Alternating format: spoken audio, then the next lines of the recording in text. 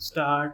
महोदय, मुझे इस संबंध में एक बात और कहनी है। वह यह है कि मुझे मुख्य आयुक्त के भाषण के अनुसार यह आशा थी कि सरकार मजदूरों की उन्नति के लिए, उत्थान के लिए, उद्योगों के विकास के लिए और गांवों की स्थिति सुधारने के लिए तकनीकी प्रशिक्षण देने का काम करेगी। लेकिन ऐसा ज्ञात होता है कि आर्थिक शक्ति सीमित होने के कारण इस ओर कार्यवाही करने की संभावना नहीं रही। फिर भी मुझे आशा ही नहीं अपितु पूर्ण विश्वास है कि भविष्य में हमारा मंत्रिमंडल इस ओर अवश्य अविलंब ध्यान देगा।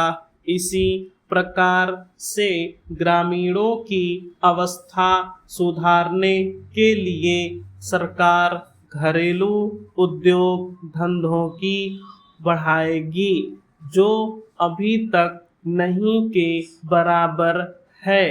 भारत की दृष्टि से कुटीर उद्योग बड़े उद्योगों की अपेक्षा अधिक लाभदायक है।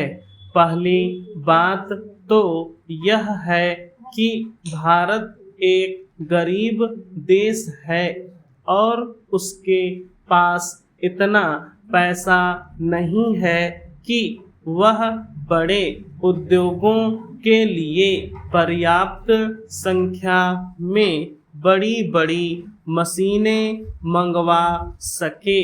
बड़े उद्योगों के लिए बहुत बड़ी बड़ी महंगी मशीनों की आवश्यकता होती है, जबकि कुटीर उद्योग छोटी छोटी और सस्ती मशीनों से चल जाते हैं।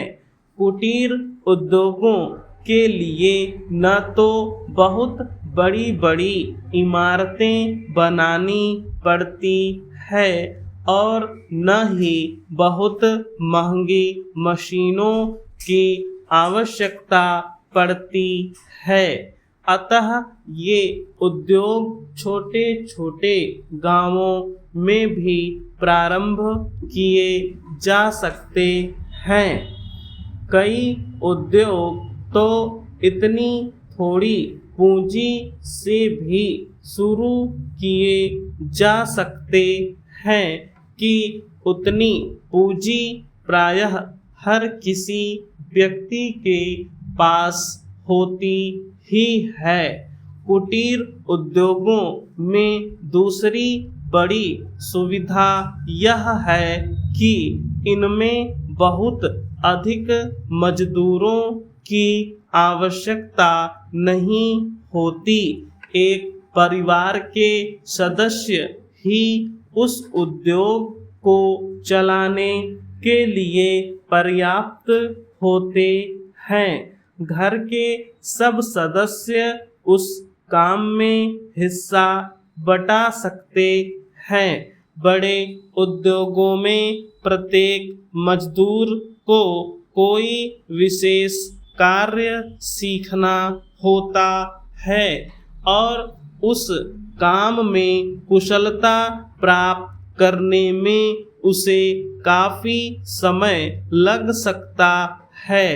तीसरी चीज जो मैं आपके सामने रखना चाहूँगा वह यह है कि जो विचार और सुझाव आपके सामने प्रस्तुत किए गए हैं वे एक पवित्र, शुद्ध और जनता व प्रांत के हित को ध्यान में रख कर ही प्रस्तुत किए गए हैं और मुझे पूर्ण विश्वास है कि बिना किसी दलगत भावना के शिकार हुए आप उनकी जांच करेंगे और यदि वे जनहित की कसौटी पर खरे उतरें तो उन पर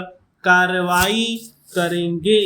महोदय, इस संबंध में दिन प्रतिदिन बढ़ने वाले भ्रष्टाचार की समाप्ति के लिए और कर्मचारियों के रवैये के संबंध में माननीय सदस्यों ने विचार प्रकट किए। मैं समझता हूँ कि इससे कोई समझदार व्यक्ति इनकार नहीं करेगा कि भ्रष्टाचार को प्रोत्साहन नहीं देना चाहिए, अतः इस ओर विशेष ध्यान देने की आवश्यकता है। भ्रष्टाचार को समाप्त करने के लिए जो कठिनाइयां सरकार के समक्ष हैं, उन पर शीघ्र ही कदम उठाए जाने चाहिए। यदि सख्ती भी बरतनी पड़े तो चिंता नहीं, हमें ऐसे कदम उठाने ही हैं।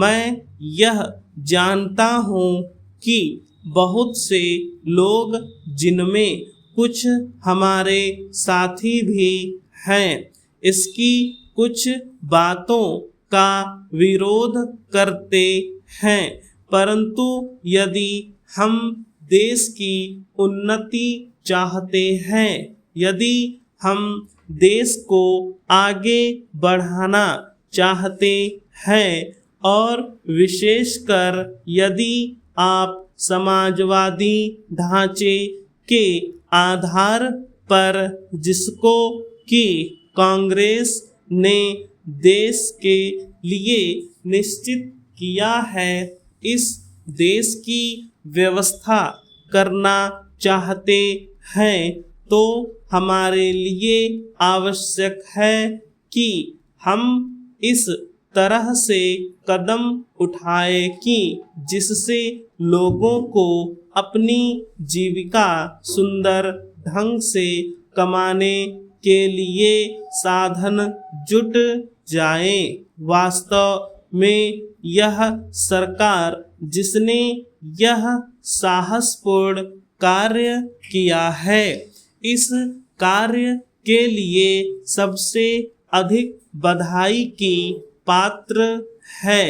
जो लोग यह आशा करते हैं कि हर एक काम उस ढंग से होना चाहिए जिसके लिए गांधी जी हमसे कहा करते थे, और जैसा कि अभी हमारे एक साथी कह रहे थे कि जिस तरह से सरकार ने इस संबंध में व्यवहार किया है, वह गांधी जी की नीति के अनुसार नहीं था।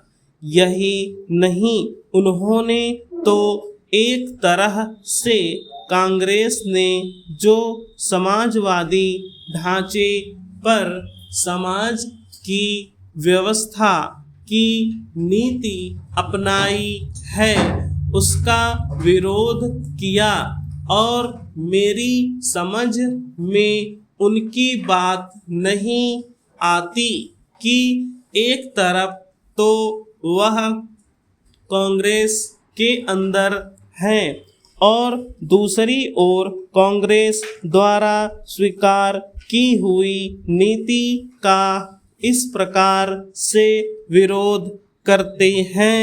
मैं समझता हूँ कि वह इस बात को भी जानते होंगे कि कांग्रेस द्वारा इस नीति को स्वीकार कराने वालों में अधिकतर वे ही लोग हैं जो गांधी जी के अनुयायी हैं और उनके सिद्धांतों में विश्वास रखते हैं।